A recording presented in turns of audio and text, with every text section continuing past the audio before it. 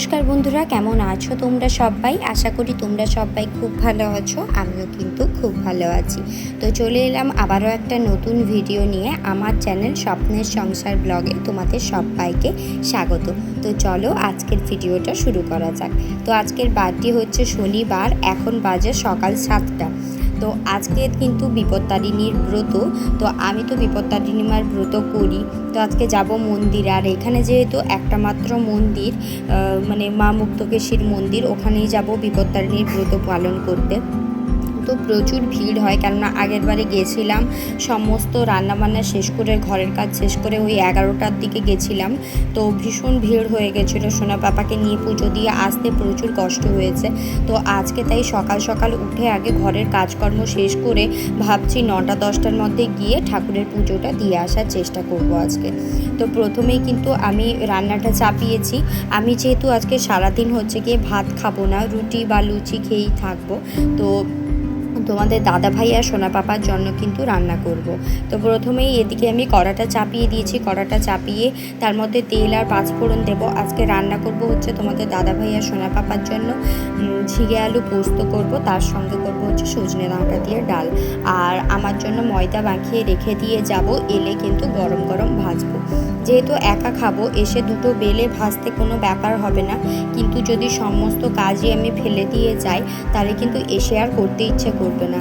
এমনি উপবাস করলে দেখবে শরীরটা একটু ক্লান্ত হয়ে থাকে, আর এক নাগাড়ে যেটা করবে সেটা কিন্তু হয়ে যাবে। আবার যদি রেখে দিয়ে যাই, আবার কোথা থেকে ঘুরে এলে না আমার কোনো কাজ করতে যেন আর ভালো লাগে না।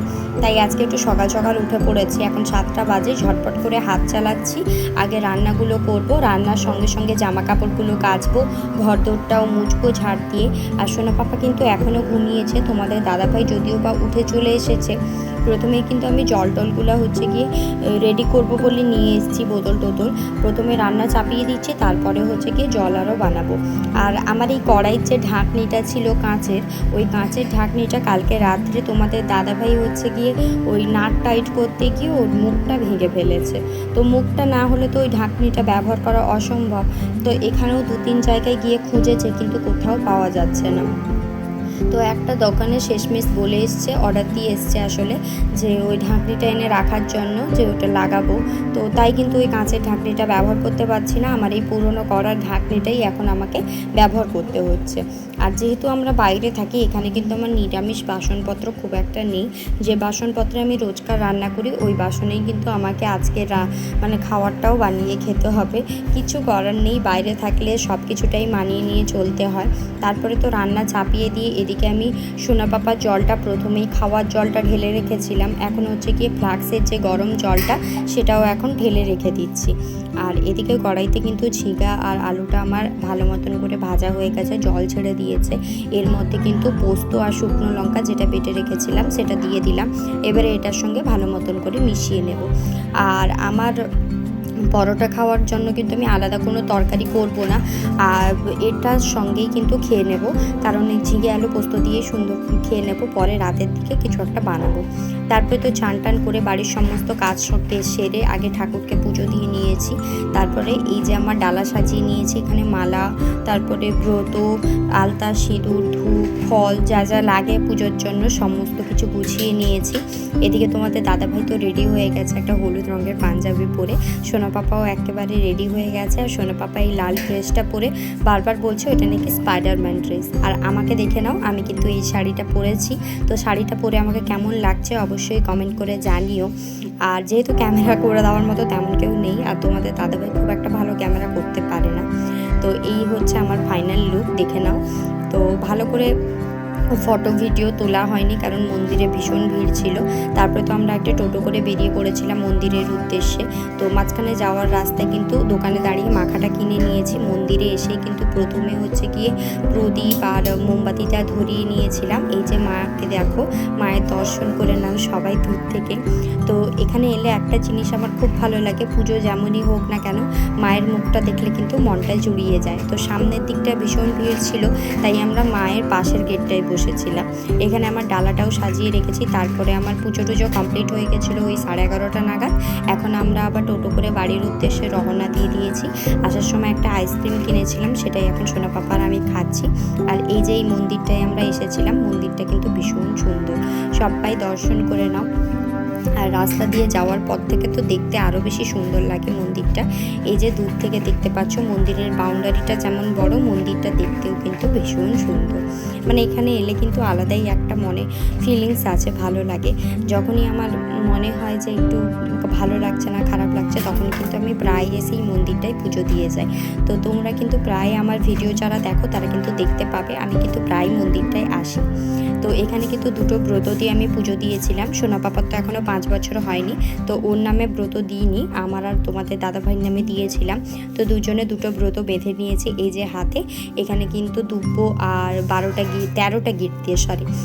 গিট দিয়ে ব্রত বানিয়ে নিয়েছিলাম। আমি বাড়ি থেকেই বানিয়ে নিয়ে গেছিলাম, আর ওখানে গিয়ে শুধুমাত্র মায়ের পায়ে ঠেকিয়ে দুজনে দুটো পরে নিয়েছি।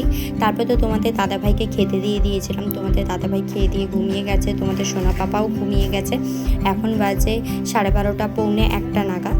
এখন এসেছি আমি নিজের জন্য কিছু বানানোর জন্য। প্রথমে হচ্ছে গিয়ে কড়াতে তেল দিয়ে দিলাম।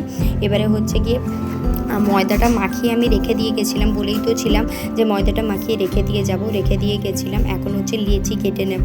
খুব একটা বেশি আমি ময়দা মাখাইনি, কারণ এই উপবাস থাকলে তেলে ভাজা আমি খুব একটা খালি পেটে খেতে পারি না, আর রুটি করে খেতেও মন করে না। তাই হচ্ছে গিয়ে ময়দা মাখিয়ে রেখে দিয়ে গেছিলাম। 5টা হয়েছে, বড় বড় করে কেটে নিচ্ছি, কারণ ওই ছোট ছোট করে লুচির মতো করে বেলতে আমার অনেকটাই টাইম লেগে যাবে। আর খাবো তো ওই একইভাবে, তো লুচি বানাই বা পরোটা বানাই, যাই বানাই না কেন। তো এখানে 5টা টোটাল লেচি হয়েছিল। এখন হচ্ছে আমি ময়দা দিয়েই বেলবো। তেল দিয়ে আমি ময়দা একেবারে বেলতে পারি না, কেন জানি না, আমার হাতে গোল হয় না, কোনো রকম শেপ আসেই না। তো আমি কিন্তু এটাকে হচ্ছে গিয়ে ময়দা দিয়েই বেলি, তাই তেল দিয়ে আমি বেলতে পারি না। আর এই যে মানে জামটার ভিতরে আমি ময়দাটা মাখিয়েছিলাম, ওই জামটা থেকে লেচিগুলো বের করে একটা প্লেটে তুলে নিলাম, কারণ এই জামটার মধ্যেই হচ্ছে গিয়ে আমি পরোটাগুলো ভেজে রেখে দেবো। আর এক্সট্রা আর কোনো বাসনপত্র করবো না, কারণ যত কিছু বাসনপত্র বের করবো সব কিছু আমাকেই ধুতে হবে। আর আমি কিন্তু আমার এই জানলার র্যাকগুলোকে দেখো একটু কালার করেছি, নিজেই কালার করে দিয়েছিলাম। মানে ওই যে ফেব্রিক কালার এনেছিলাম মানি প্ল্যান্টের ডাব্বা কালার করার জন্য, তো ওখান থেকে বেশ অনেকটা কালার বেঁচে গেছিলো। ভাবলাম কালারগুলো পরে শুকিয়ে যাবে, তাই এই জানলাটাই কালার করে দিয়েছি। কেমন লাগছে অবশ্যই কমেন্ট করে জানিও। আর রান্নাঘরটাকে আগের চেয়ে এখন কেমন লাগছে সেটাও অবশ্যই জানাবে। ছোট ছোট জিনিস পরিবর্তন করলে মানে জিনিসের লুকটাই চেঞ্জ হয়ে যায়। আমার রান্নাঘরে কিচ্ছু ছোট ছোট জিনিস আমি চেঞ্জ করেছি, তাতেই এত সুন্দর লাগছে। আগের রান্নাঘর আর এখন রান্নাঘর দেখলেই আমার মনে হয় কতটাই না পরিবর্তন হয়েছে। তো প্রথমে তো হচ্ছে কি কড়াই তেলটা গরম করে একটা বেলে দিয়ে দিলাম, তারপরে আবারও একটা বেলছি। তো এখানে আমি একটা করে বেলবো, একটা করে ভাজবো, এতে করে তাড়াতাড়ি হবে, কারণ নাহলে সব কটা বেলে যখন ভাজতে আসবো অনেকটা বেলা হয়ে যাবে।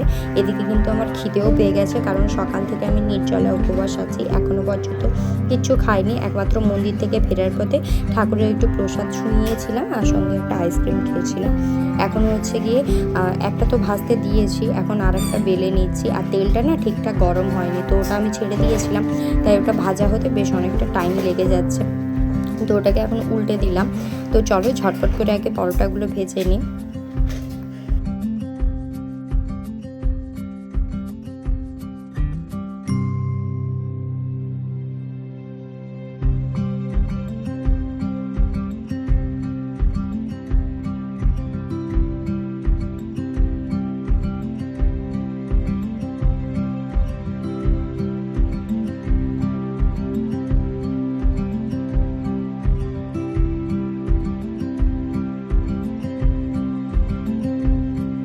তো প্রথম পরোটা তো আমার ভাজা হয়ে গেছিলো, ওটা কিন্তু তেল গরম হয়েছিল না, দিয়েছিলাম বলে খুব একটা ভালো ভাজা হয়নি।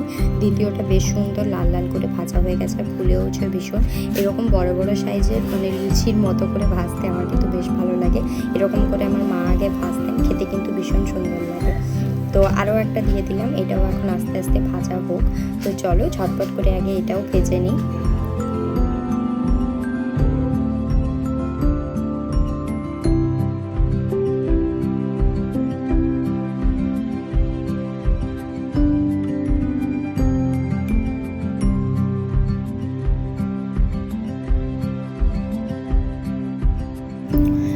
যে এখানে আমি 3টে পরোটা নিয়েছি, তার সঙ্গে একটুখানি ঝিঙে আলু পোস্ত নিয়েছিলাম। আজকের পোস্তটা একটু ঝোল ঝোল করে করেছিলাম, যেহেতু আমি পরোটার সঙ্গে খাবো তাই একটু ঝোল ঝোল করে করেছিলাম, সাথে একটুখানি মাখাও নিয়েছি। তো এই দিয়ে হচ্ছে কি আজকে দুপুরের লাঞ্চ আমি করে নিচ্ছি। তো খাওয়া দাওয়া করে একটুখানি ঘুমোবো, কারণ অনেক সকালে ঘুম থেকে উঠেছি আর আজকে চিন্তার চোটে কালকে রাত্রের ঘুমটা আমার একদম ভালো হয়নি। তো তারপরে তো দুপুরবেলা খাওয়া দাওয়া করে ঘুমিয়ে পড়েছিলাম। বিকেলে উঠে ভীষণ ফুচকা খেতে ইচ্ছে করছিল, তোমাদের দাদাভাইকে বলতেই ও বাজার থেকে গিয়ে ফুচকা নিয়ে এলো। আর অনেকেই বলবে যে দিদিভাই তুমি তো ব্রত করেছো, ফুচকা কেন খাচ্ছ? তো এখানে ফুচকা কিন্তু সম্পূর্ণ নিরামিষ করে বানায়, কোনো রকম পেঁয়াজ দেয় না। তো তাই ফুচকা নিয়ে এসেছিলো, এখন হচ্ছে কি আমি ফুচকাটাই খেয়ে নিচ্ছি। আর রাত্রে বানিয়েছিলাম হচ্ছে গিয়ে ঘুগনি। তো এই ঘুগনি দিয়ে তোমাদের দাদাভাই হচ্ছে মুড়ি খেয়েছে আর আমি পরোটা খেয়েছি। আর আজকের ভিডিওটা এখানেই শেষ করছি। কেমন লাগলো অবশ্যই জানিও, যদি ভালো লাগে একটা লাইক